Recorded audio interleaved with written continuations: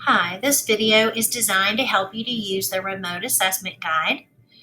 These are recommended steps to completing risk assessments for students involved in remote learning. We're going to focus on those of you who use the University of Oregon DIBEL site as an assessment resource.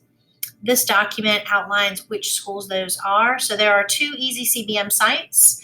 We're going to focus in this video on the University of Oregon site.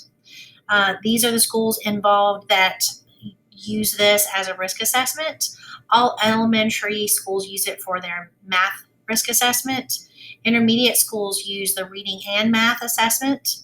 And Burns and Kings Mountain Middle Schools also use this site for their math assessment.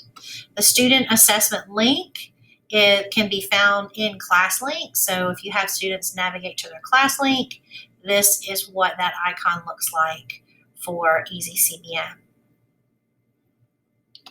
The teacher access link is linkable here. There's also a there's linkable here. Teacher logins are teacher specific. So ask your CTC, AP, MTSS coordinator for help if you need a login, if you don't have one. There's also a presentation that is designed to help you with especially the benchmark assessment, slides 1 through 5. Can help with that. So like right now we're here on slide 2, students will need a class code. So when they click on that link in their class links, it'll take them to a page that looks like this. So you'll want to have prepared the class and student codes for them to be able to complete the assessment. And then there is an assessment administration document that looks like this. It gives an overview of the assessment.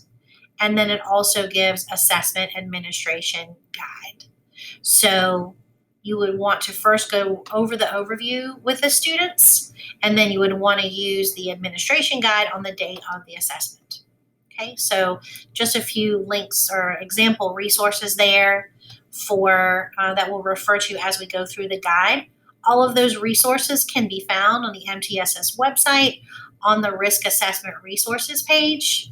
If you navigate down to Easy CBM Resources, you'll see some of those same documents that I just showed you examples of for preparing for and for administering the assessment.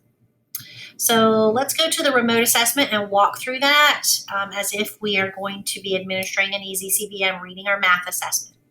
So the first step would be to connect with your parents, prepare them for the assessment day. Ask them to join you in a Google Meet session. Maybe have more than one option. There can be multiple parents in the session, or you can send a video. The purpose of this would be to explain the purpose and process of the literacy or the math skill assessments that you'll be giving so that they understand the purpose, and then let them know ahead of time your window when you'll be assessing, and ask them to please plan to be sitting with their child or be nearby to provide assistance with navigating or troubleshooting, but of course not helping to answer these questions. And then schedule a specific date and time of the assessment with students and parents. And then there are some guidelines here for if you administer the assessment one-on-one, and then another set of guides for small group assessment. So let's look at the one-on-one example first. The pros of administering this assessment one-on-one is you can monitor and troubleshoot more easily. The student can share their screen with you, so that can be a smoother assessment session. But of course, one at a time can be more time-consuming. So the practice would be to practice sharing and unsharing a window in Google Meet. It's a very simple process. We also have a guide that walks you through that on the website if you're not familiar with it. And then use the documents available that I showed you just a few minutes ago to prepare students for assessment. Specifically, this document that is the assessment overview. And then check to be sure that students are able to navigate to ClassLink and to log into the assessment platform.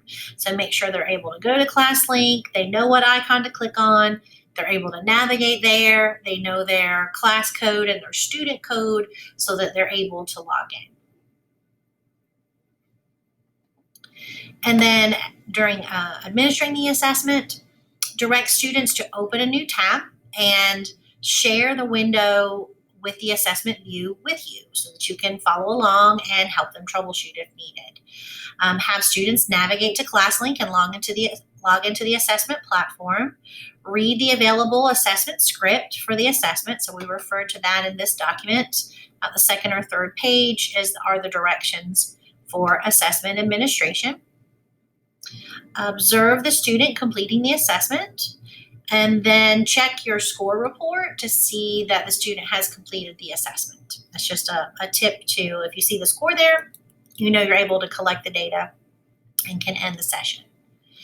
And then for the small group assessment, very similar. The pros of a small group, I would recommend 3 to 5 students.